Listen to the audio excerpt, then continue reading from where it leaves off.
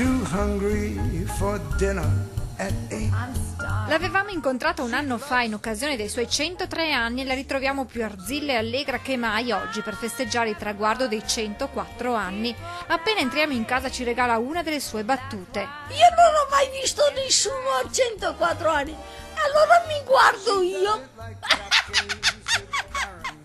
Ci sono i documenti a confermare l'età perché parlando con Amedea Berto si fatica a credere che abbia ampiamente superato il secolo di vita, come dice anche la figlia Flora. Tu non sei tutta umana, allora noi pensiamo che sei una parte umana, un po' robottina e un po' bionica. L'energia infatti è quella di sempre, nonostante l'incidente di 2 giorni fa che le ha provocato una ferita e qualche livido al volto. Un colpo di sonno?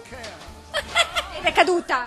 Sono andata per terra e ho ricevuto, ma insomma, sono in via di guarigione. La signora Medea continua a vivere sola al piano terra di un'abitazione in cui abita anche la figlia. Ogni mattina sveglia alle 6. Cosa faccio a letto? Vengo su, comincio a fare i miei mestieri, adagio perché non sono più veloce come una volta. Qui a Maserata è un via vai di amici e familiari che arrivano per fare gli auguri a nonna Medea e per portarle un mazzo di fiori, un regalo. Tra questi anche uno arrivato dalla Svizzera, dove la signora Berta ha vissuto da ragazza per 11 anni. La lettera di una sua cara amica e la medaglia con il Monte Cervino, i cui pendii guardano le sue 2 patrie, l'Italia e la Svizzera, dove Amedea ha lasciato una parte del suo cuore.